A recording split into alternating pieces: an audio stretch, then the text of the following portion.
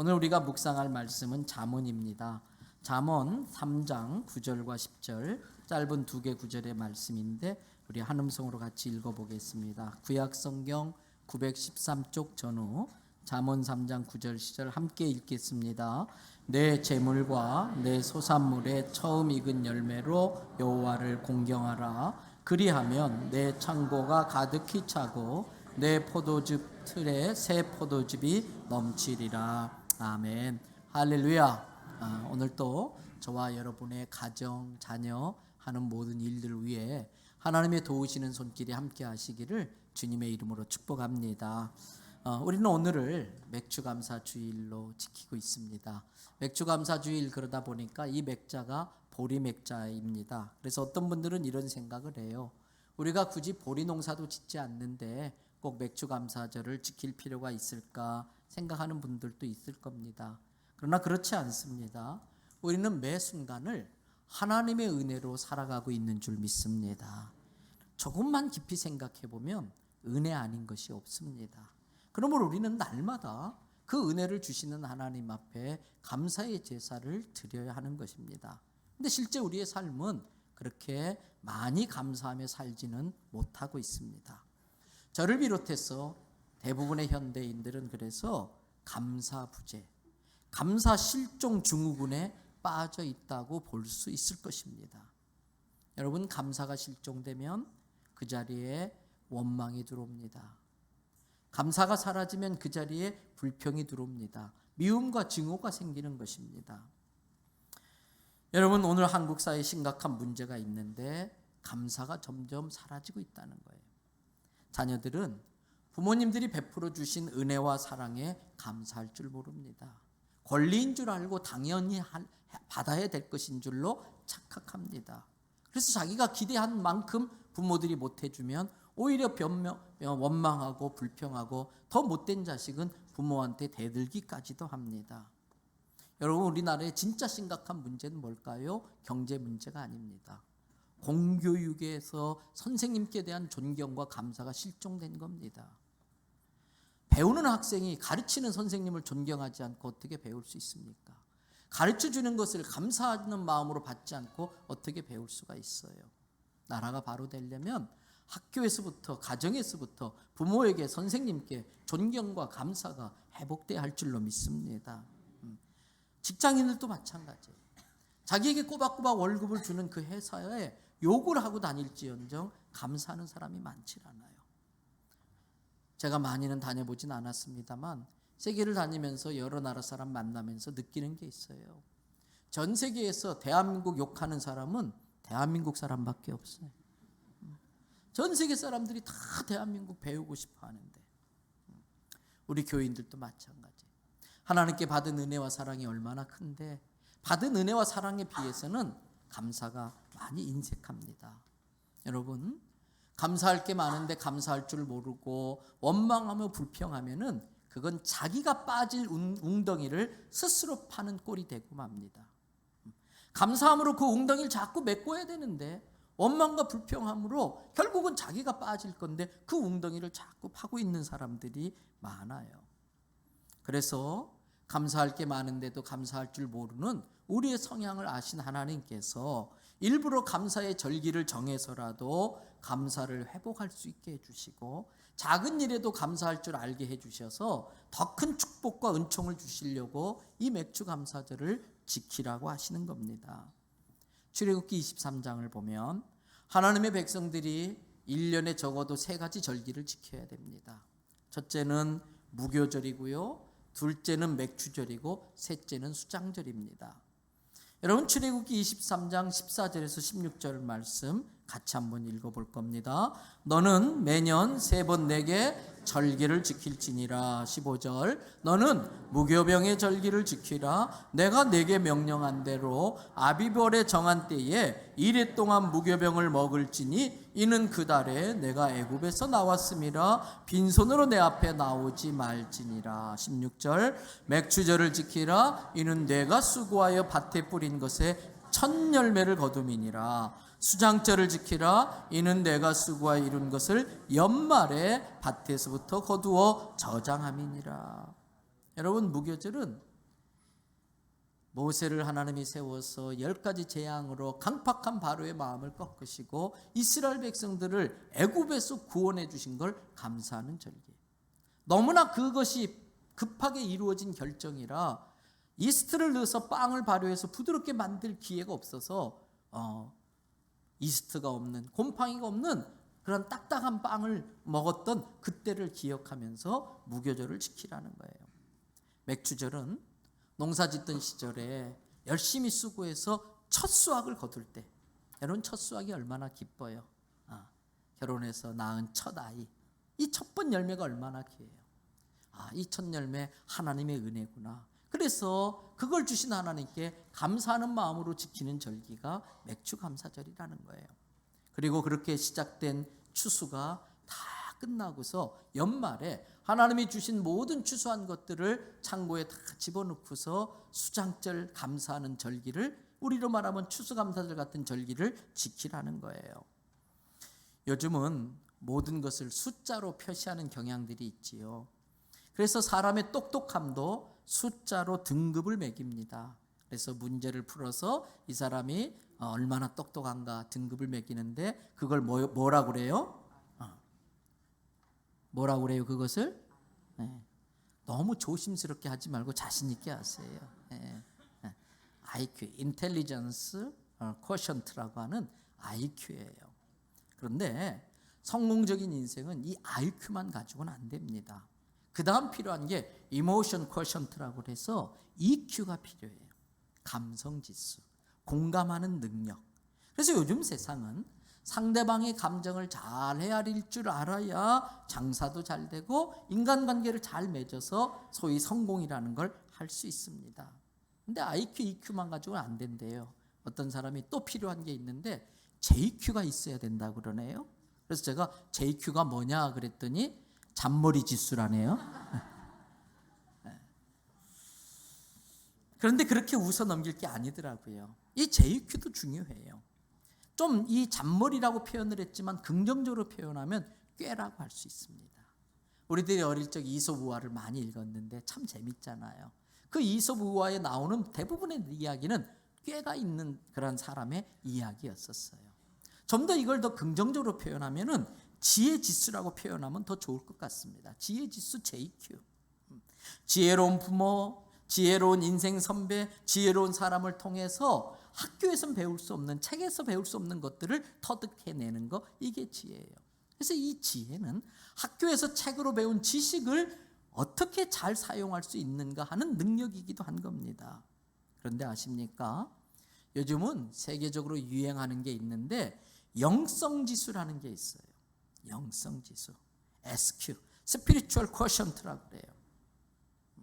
그래서 요즘 리더십의 책들을 보면 IQ, EQ, JQ 위에 SQ 리더십이 필요하다라고 기록한 책들이 많이 있습니다.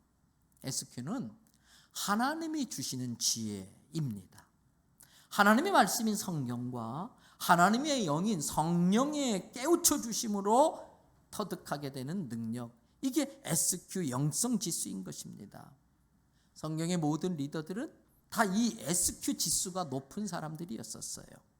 모세가 그랬습니다. 다윗이 그랬고요. 솔로몬과 다니엘, 이런 식으로 나열하면 다 나열하기 힘들 정도로 대다수의 성경에 나오는 인물들은, 하나님께 쓰임받은 사람들은 이 영성 지혜를 겸비한 사람들이었었습니다. 예를 들면 다니엘서 5장을 보면 벨사살 왕이 예루살렘 성전에서 금은 그릇을 다 탈취에다가 큰 잔치를 벌여요. 한참 신이 나서 흥이 오르고 있는데 갑자기 공중 왕궁벽에 큰 손이 나타나는 거예요.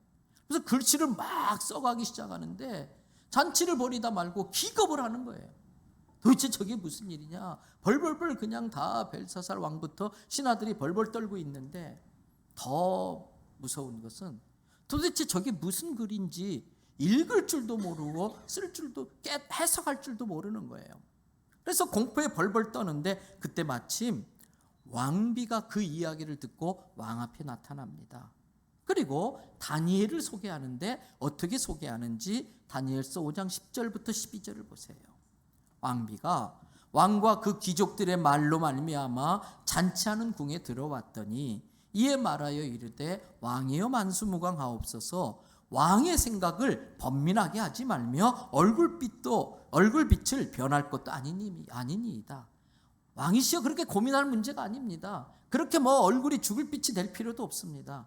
그리고 하는 이야기가 11절, 우리나라에 거룩한 신들의 영이 있는 사람이 있습니다. 거룩한 신들의 영이 있는 사람이 있는데 당신의 아버지 느부갓네살 왕 때에 있던 사람들로서, 그때부터 있던 사람으로서 명철과 총명과 지혜가 신들의 지혜와 같은 자니이다. 당신이 붙인 느부갓네살 왕도 이 사람을 세워가지고 점을 치는 박수와 술객과 갈대와 술사와 점장이들의 대장으로 세웠습니다. 왕이 벨드사살이라고 부르는 그 다니엘은 마음이 민첩하고 지식과 총명이 있어서 능히 꿈을 해석하며 은밀한 말을 다 풀이하며 의문을 풀어줄 수 있습니다. 이제 다니엘을 부르셔서 그러면 다 문제가 해결됩니다. 여러분, 신들의 영으로 감동되어져서 명철과 총명과 지혜가 신들의 지혜와 같아지는 것, 이게 영성입니다. 오늘 다니엘에게 그 영성이 있었다는 거예요. 성경에 나오는 성공한 사람들은 다 이 SQ 영성이 높은 사람들이었었어요. 그런데 아십니까? 영성의 마지막 정착력은 감사입니다. 영성의 마지막 정착력은 감사로 연결되게 되어 있습니다. 여러분, 은혜를 은혜인 줄 깨닫는 것이 겸손이에요. 은혜인데 은혜인 줄 깨닫지 못하고 당연하게 생각하는 게 교만입니다. 겸손한 사람은 받은 은혜가 무엇인지를 깨닫고 그 은혜에 감사할 줄 압니다. 그래서 영성이 탁월한 사람, 영성 지수가 높은 사람은 다 감사가 풍성한 겸손한 사람들이었었어요. 여러분, 그래서 축복받은 인생을 살려면 5가지의 Q, IQ와 EQ와 JQ와 SQ, 그리고 마지막 Q가 하나 더 있는데 Thank you quotient, TQ가 높아야 돼요. 감사 지수가 올라가야 됩니다. 내 마음에 감사가 있으면 내가 행복해져요. 내가 행복해지면 집에 들어가도 배우자를 다 봐 넘기게 됩니다. 그전에는 못 봐주던 걸 봐줄 수 있게 됩니다. 그러면 나 때문에 우리 가정이 행복해집니다. 직장 생활하면서도 감사하는 사람이 있으면 성공하는 기업인이 될 가능성이 훨씬 높습니다. 사회생활 가운데 우리 기독교인들만이라도 감사 지수가 높은 사람이 되면 이 사회는 훨씬 더 행복한 사회가 될 것입니다. 교회 생활을 하면서도 교회 생활에 감사하는 사람이 많으면 교회가 부흥하게 돼 있어요. 교회 부흥은 분위기입니다. 지난번에 김홍량 목사님 부흥하면서 그런 말씀했어요. 교회는 잔치집 같아야 된다. 잔치집은 분위기다. 근데 분위기 깨는 사람은 몇 명이면 충분하다? 한 명이면 충분해요. 한 명이면 분위기 확 잡치게 만들어요. 그 한 명이 내가 안 되는 게 중요한 거예요. 그런데 감사하는 사람이 자꾸 많으면요, 교회는 분위기가 좋아지면 사람들이 모이는 거예요. 교회가 부흥하는 만큼 그 부흥한 교회를 통해서 하나님이 성도들의 가정을 축복하시는 줄로도 믿습니다. 그래서 지금 대한민국의 제일 큰 문제는 감사가 실종된 거예요. 그래서 이렇게 감사가 실종된 사회적 분위기에서 이렇게 맥주 감사를 지킬 수 있다는 것은 정말 중요한 일인 것입니다. 감사할 줄 모르는 사람에게는 행복이 없습니다. 축복이 없습니다. 성공한 사람들의 특징은 공통적으로 한결같이 겸손과 함께 감사할 줄 아는 사람이에요. 감사할 줄 모르는 사람은 성공이 보장되질 않습니다. 감사가 성공을 보장합니다. 원망과 불평이 실패를 보장해 줍니다. 그래서 이스라엘의 지혜서라고 할 수 있는 탈무드에 나오는 이야기예요. 여러분들도 많이 들어봤을 거예요. 이 세상에서 가장 똑똑하고 현명한 사람은 누구입니까? 여러분, 세상에서 가장 똑똑하고 현명한 사람이 누구일 것 같아요? 저 같아요? 그걸 교만이라고 그래요. 탈무드는 뭐라 그러느냐? 항상 주변 있는 모든 사람에게 배우려는 자세를 가지고 있는 사람이 제일 현명한 사람이다. 늘 같이 어울리는 사람들로부터 뭔가 배우려고 하는 사람이 가장 똑똑하고 현명한 사람이라는 거예요. 또 두 번째 이렇게 물어봐요. 이 세상에서 가장 강한 사람은 누굴까? 가장 힘센 사람, 강한 사람은 누굴까? 자기를 다스리고 자기를 이겨내는 사람이라는 거예요. 그리고 이 세상에서 가장 부유한 부자는 누굴까? 답은 자기에게 주어진 것에 만족할 줄 알고 자족할 줄 알고 감사할 줄 아는 사람이 제일 부자다 그랬어요. 돈만 많이 가지고 있다고 해서 부자가 아닙니다. 가진 것에 감사할 줄 아는 사람이 진짜 부자예요. 그러므로 우리가 진정한 부자가 되기 위해서는 감사의 지수를 높여야 할 줄로 믿습니다. 이 지수는 올라갈수록 높을수록 좋아요. IQ 지수가 높을수록 좋지요. 그래서 IQ 지수를 높이려고 열심히 수학 문제도 풀고 공부하게 만드는 거 아닙니까? 그런데 그 지수가 저절로 올라갑니까? 절대 그렇지 않아요. 우리가 산에 올라갈 때에 힘이 들어요. 왜 힘이 들까요? 그래서 여러분, 의사들이 그러시더라고요. 우리 교회 건물 높이에 1층부터 5층까지 빠른 속도로 해서 올라갔는데 숨이 차고 힘들면 심장이 많이 약해진 거니까 빨리 검사 받아보래요.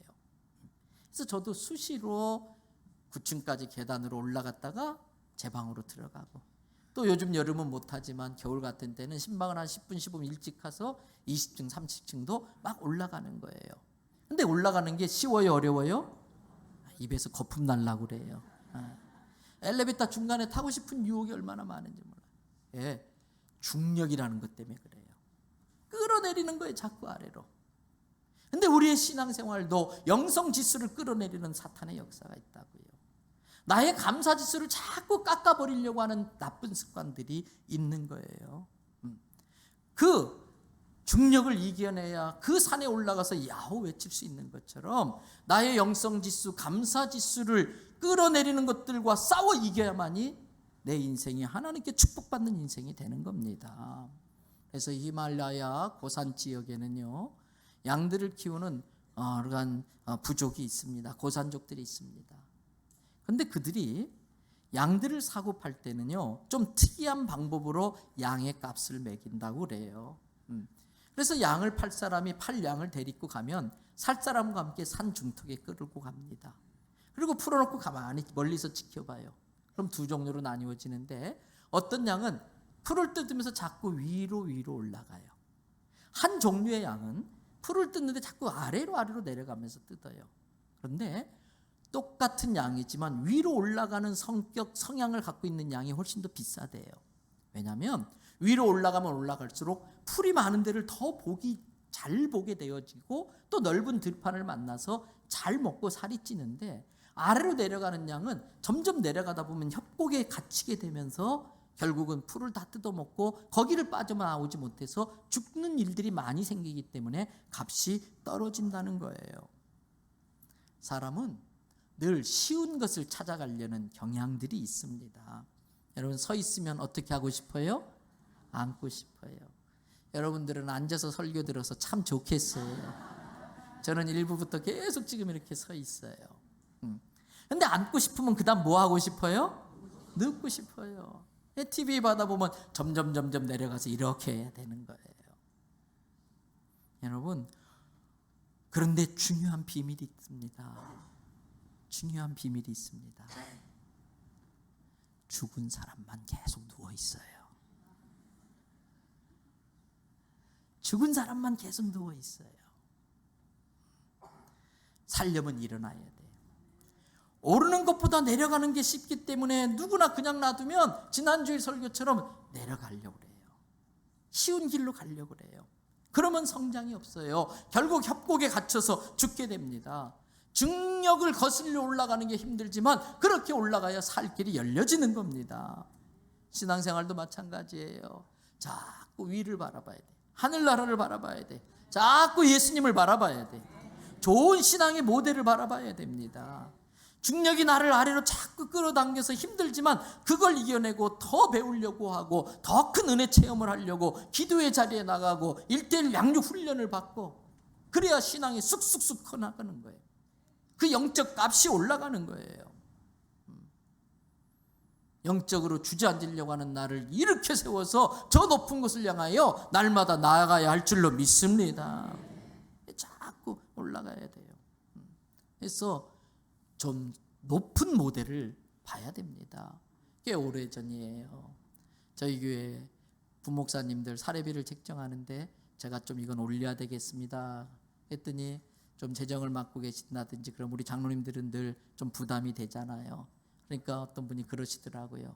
목사님, 우리 교회보다 더 큰 어떤 모 교회가 있는데 제가 알아봤더니 그 교회 부목사님들이 우리 교회 부목사님보다 훨씬 더 덜 받더라고요. 그러시더라고요. 제가 그랬어요. 장로님, 이왕이면은 좀 좋은 모델을 보면 좋겠습니다. 네. 좋은 모델을 보면 좋겠고, 대학원까지 나오셨고 또 40이 넘어가고 애들도 서너 이렇게 있는데 이 세상의 기준에서 그래도 중간 정도는 해드려야 되지 않겠습니까? 물론 지금도 그렇게 못 해드리고는 있지만 그렇게 말씀드렸더니 고맙게도 우리 장로님들이 아이고 미처 그 생각 못했네요 그러시면서 이렇게 또 따라주시더라고요. 여러분, 저희 교회가 좋은 모델이 되기를 바랍니다. 신앙생활도 좋은 모델을 봐야 돼. 아니 누구도 그러던데요, 누구도 그러던데요. 그럼 그 수준으로 내려가는 거예요. 자꾸 자기 스스로를 막앤세일 해버리는 거예요. 아니요, 자꾸 자기의 영적 수준과 목표를 높이 세워야 되는 겁니다. 감사지수를 자꾸 끌어올려야 돼요. 의지적으로 일부러 고의로 억지로라도 감사지수를 끌어올리려고 노력해야 돼요. 감사지수를 올리는 습관이 몸에 배어 있어야 돼요. 사람은 어떤 사람과 어울리느냐가 참 중요합니다. 제가 종종 만나서 같이 또 기도도 하고 또 목회 정보도 나누고 하는 목사님 그룹에 있어요. 근데 그 중에 한 분이 서산에서 초교파적으로 제일 큰 교회라고 할 수 있는 서산성결교회 담임을 맡고 있는 김영배 목사님이라고 계세요. 그분을 뵐 때마다 제가 그분에게 배우는 게 있는데, 그분은 입을 열면요, 길을 가다가도 입 열 때마다 주님 감사해요, 주님 감사해요. 그분 차를 옆에 타면 운전하며 가면서도 그냥 수시로 주님 감사해요, 주님 감사해요. 이게 입에 배어 있어요. 계단 올라갈 때도 그냥 한 칸 올라갈 때마다 주님 감사해요. 같이 모여서 이야기를 하면 다른 사람 이야기 들으면서도 주님 감사해요, 주님 감사해요. 근데 가만히 보니까 그것이 자기의 감사 지수를 끌어올리는 방법이더라고요. 그분이 늘 그렇게 주님 감사해요, 주님 감사해요 입에 달고 사니까 제가 옆에서 보니까 실제로 그분의 삶에는 감사할 일이 자꾸 생겨나는 거예요. 옆에서 보면 부러울 정도로 행복해하고요, 부러울 정도로 감사할 일이 자꾸 넘쳐나는 거예요. 그래서 저도 그분에게 배웠어요. 아직도 몸에 충분히 배이지 못했지만 수시로 그냥 길 가다가도 운전하다가도 주님 감사해요, 주님 감사해요, 기도하다가도 주님 감사해요. 이 일을 자꾸 하려고 노력을 해요. 한번 따라합시다. 주님 감사해요, 주님 감사해요, 주님 감사해요. 신앙생활에 일반적으로 3단계가 있어요. 첫 번째 단계는 달라고 하는 단계입니다. 두 번째 단계는 감사하는 단계입니다. 세 번째 단계는 드리는 단계예요. 첫 번째 단계 달라고 하는 단계는 교회에 나온 지 얼마 안 되신 초신자들이 주로 이렇게 해요. 기도하면 늘 주님 이것도 주세요, 저것도 주세요, 이것도 주세요. 근데 희한하게 그때에 달라고 하면요, 하나님이 잘 주셔요. 응답이 잘 돼요. 순수하기도 하고 어린아이 같은 믿음이 있기도 하고 목사가 시키는 대로 또 믿고 따라오니까 응답이 잘 돼요. 그래서 구원도 받지요, 은혜도 받지요, 축복도 받지요, 남이 받는 건 절대 감사도 안 하지요. 방송실 다시 거꾸로 합시다. 그러면 구원도 받지요, 은혜도 받지요, 축복도 받지요, 사랑도 더 많이 받아요. 그래서 이 첫 번째 단계는 달라는 단계이기도 하지만 또 다르게는 축복의 단계이기도 해요. 그런데 신앙이 조금 성숙해져서 그동안 하나님께서 주신 축복이 얼마나 귀한지 깨닫게 되면 두 번째 단계, 감사하는 단계로 올라가는 거예요. 은혜가 무언지를 알고 이게 얼마나 귀한지 알고 그래서 그 은혜에 감사할 줄 압니다. 그런데 여러분, 감사가 깊어지면요, 드리고 싶어져요. 감사가 깊어지면 드리고 싶어져요. 내가 언제까지 받기만 해서 되겠나? 나에게 이러한 귀한 은혜를 주신 분에게 좀 나도 뭐라도 드려서 그분을 좀 기쁘게 해드려야겠다, 이런 마음이 막 들어오는 거예요. 그래서 자연스럽게 감사의 단계는 그 다음 드리는 단계로 넘어가게 됩니다. 말로만 감사하는 게 아니라 몸과 마음으로 자꾸 자신을 드리는 거예요. 물질로 자꾸 섬기는 거예요. 감사헌금도 드리고 11조도 드리고 싶고요. 성가대로 찬양대로 봉사하고 싶고요. 교회학교 교사로 섬기고 싶고요.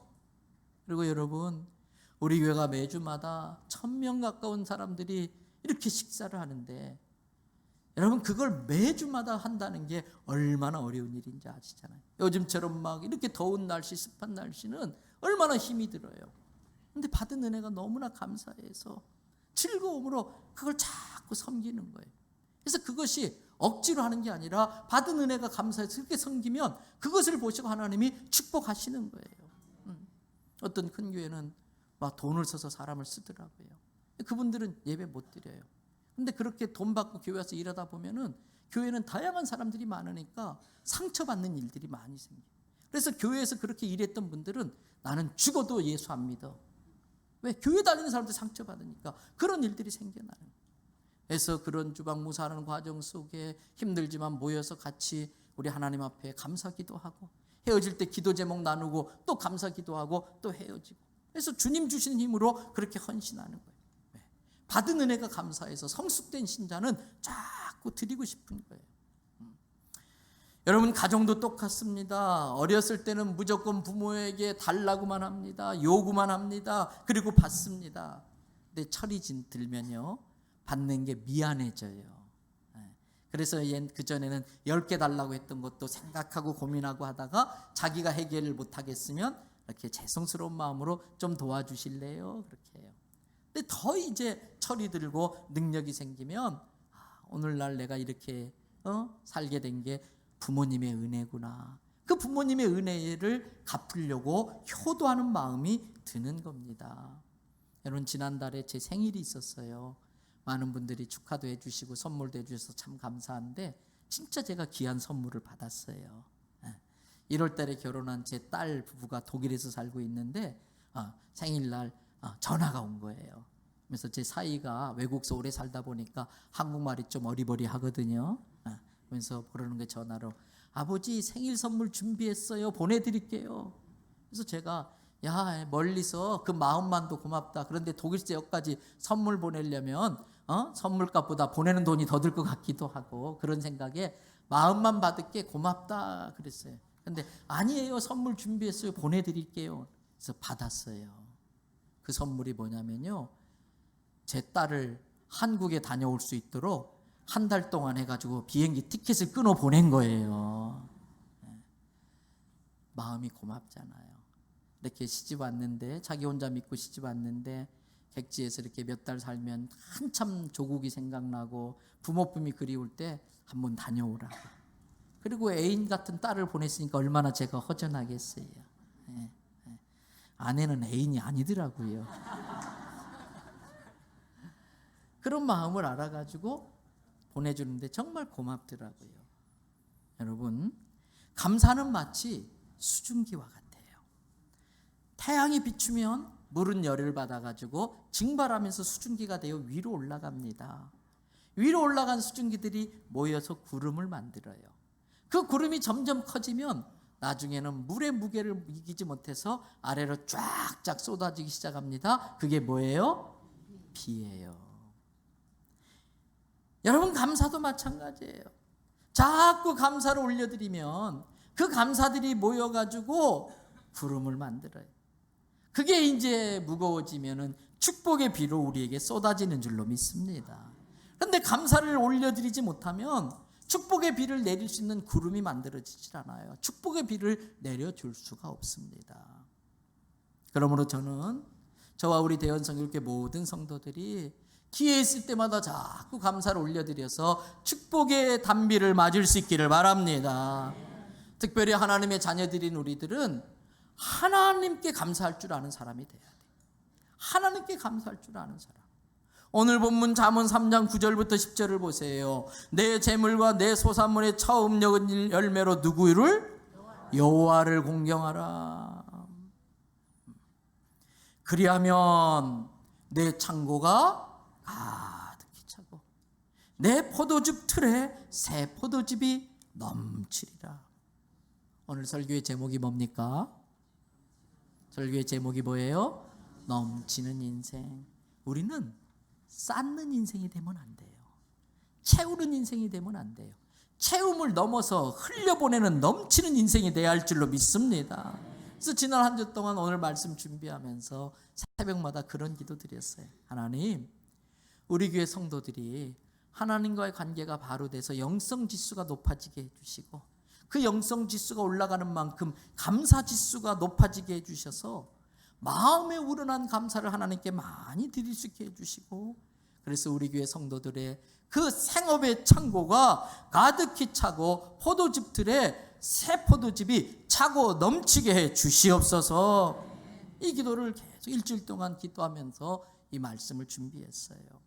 여러분, 내 인생이 넘치는 인생이 되는 비결은 우리의 재물과 소산물의 처음 익은 열매로 여호와를 공경하는 거예요. 공경이 뭡니까? 내게 은혜를 베풀어 주신 분에게 감사하는 마음으로 내가 다시 감사 올려드리는 게 공경입니다. 성경은 내 재물과 소산물의 처음 익은 열매로 여호와께 공경하면 내 창고가 가득히 차고 포도즙 틀에 포도즙이 넘친다고 그랬어요. 추수감사절이 1년 농사를 다 마무리해서 추수한 곡식을 창고에 드리는 감사라면, 맥추감사주일은 첫 번 익은 열매에 대한 그 감격을 가지고 하나님 앞에 감사하는 절기입니다. 이렇게 열매를 맺게 해주신 분이 하나님이시기에 이렇게 감사하겠다는 겁니다. 여러분, 누군가를 사랑하면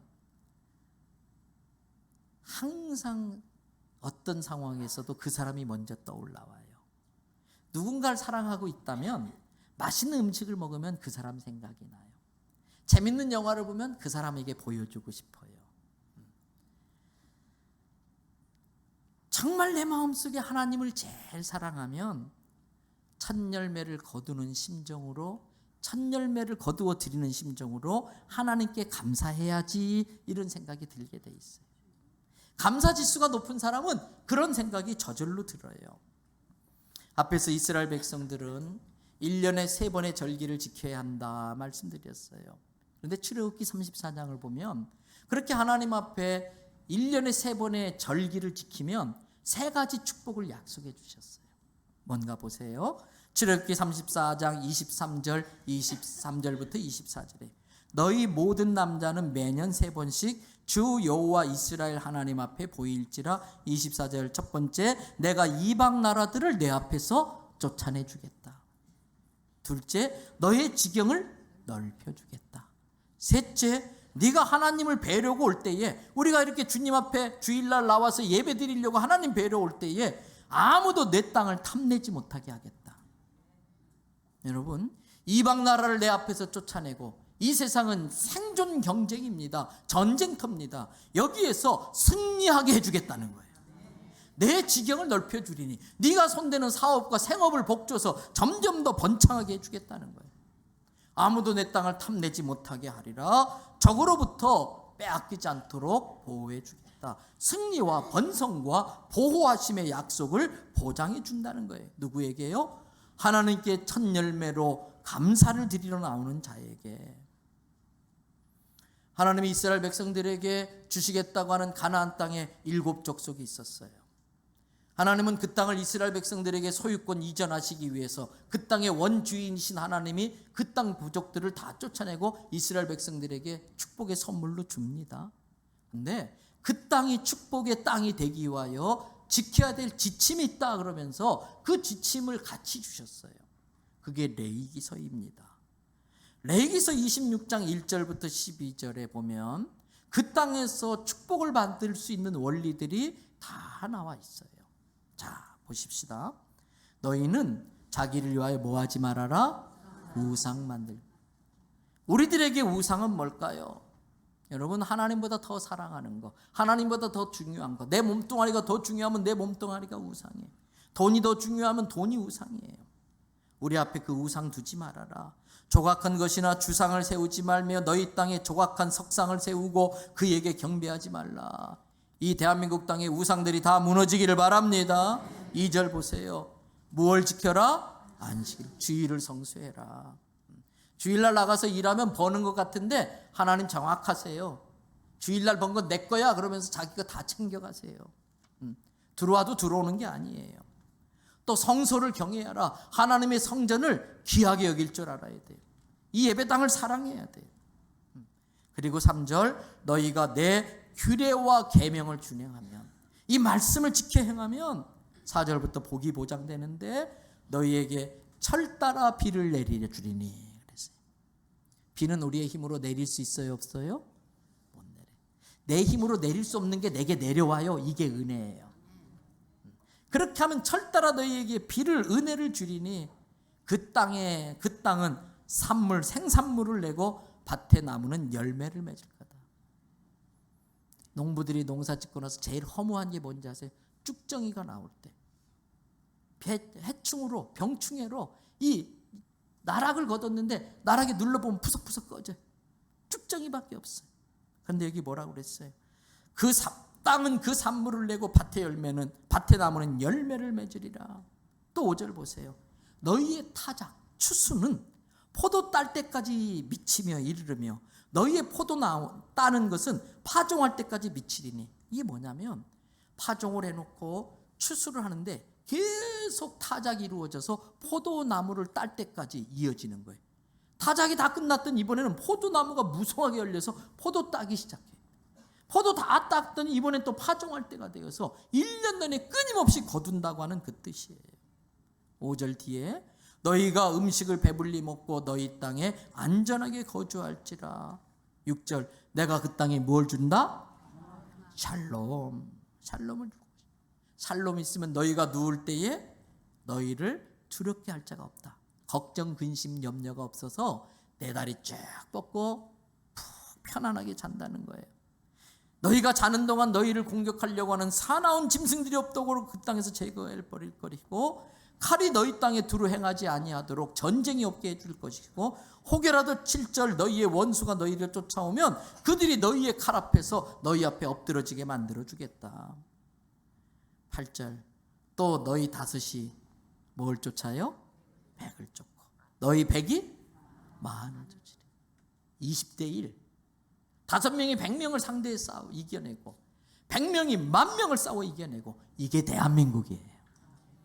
우리나라 다른 나라에 비하면 땅도 좁고 사람도 자원도 없는데 요만한 땅들에서 전 세계 사람 절반이 대한민국 테레비를 쓰고요, 대한민국 세탁기를 쓰고 대한민국 냉장고 가져보는 게 소원이고요. 우리 능력 이상으로 이런 일을 해내는 게 은혜잖아요. 예수 믿는 수많은 사람이 피를 흘린 땅, 그래서 하나님이 축복해 주신 땅. 5이 100을 쫓고 너희 100이 만을 쫓으리. 여러분, 하나님이 함께 하시면 중국 겁날 게 없어요. 트럼프 대통령이 지켜주는 게 아니라 하나님이 지켜주는 줄로 믿습니다. 하나님 앞에 매달려 기도하면 되는 거예요. 너희 대적들이 너희 앞에서 칼에 엎드려질 것이며. 9절, 내가 너희를 돌보아. 누가 돌보아 주느냐? 나를 누가 돌보아 주느냐? 내가 너희를 돌보아 너희를 번성하게 하고 너희를 장대하게 할 것이며 내가 너희와 함께한 내 언약을 반드시 지켜준다, 이행한다. 성경에 다 약속이에요. 약속. 다 축복해 주겠다는 약속이에요. 이 언약을 반드시 지켜주겠다. 11절, 내가 내 성막을 너희 중에 세우리니. 이 성막이 그 언약을 지키는 약속의 증거라는 거예요.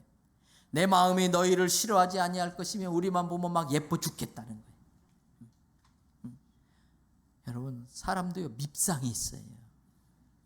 괜히 주는 것도 없고 받는 것도 없는데 괜히 미워. 근데 어떤 사람은요 그냥 귀여워 죽겠어. 깨물어 주고 싶어. 우리 장로님들 보면 그래요. 여러분, 장로님들이 징그러 그러실 거예요. 밉상되지 마시기를 바랍니다. 내 마음이 너희를 싫어하지 아니할 것이며.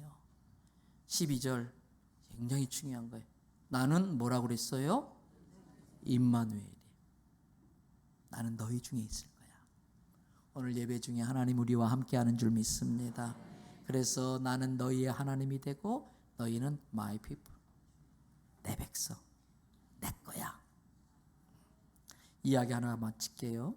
전에도 들려드렸던 이야기입니다. 아프리카에서 선교로 평생 헌신하신 여자 선교사님이 계셨어요. 그런데 그렇게 아프리카에서 사역을 하던 중에 속이 이상한 거예요. 보니까 아주 악성 위궤양에 걸린 거예요. 근데 어쩐 일인지 그렇게 몸이 아파서 힘든데 그 기간 동안 본부와 연락이 끊어져 버렸어요. 요즘처럼 통신이 발달하지 않은 시대라서 본부와 연락이 끊어진 채로 선교 후원금도 받지 못하고 죽을 고생을 하는 거예요. 몸은 그렇게 아픈데 그 아프리카 오지에서 제대로 먹을 것도 먹지 못하고 매일 그 원주민들이 불쌍하다고 주는 요만한 죽 얻어먹고 사는 거예요. 근데 감사하게 다행스럽게도 몇 달 만에 그 병이 나았어요. 그리고 또 통신이 되어져서 다시 선교 후원금이 계속 오기 시작하고 사역을 잘 할 수가 있었어요. 그리고 얼마 뒤에 잠시 본국에 돌아와서 자기를 파송한 후원교회에서 선교를 보고를 하면서 그 몇 달 동안 선교비가 끊어졌던 이야기, 그래서 자기가 악성 위궤양에 걸려서 죽을 뻔했던 이야기, 겨우 그 원주민들이 준 죽 얻어먹고서 살아난 이야기를 쭉 했어요. 그 보고가 끝나자 그 교회에 마침 그 선교사님이 앓았던 병의 최고 권위자 의사 선생님이 계셨어요. 그 의사 선생님이 오시더니 이것저것 쭉 물어보더니 말씀하시는 거예요. 선교사님 정말 큰일 날 뻔하셨네요. 그런데 하나님의 은혜입니다.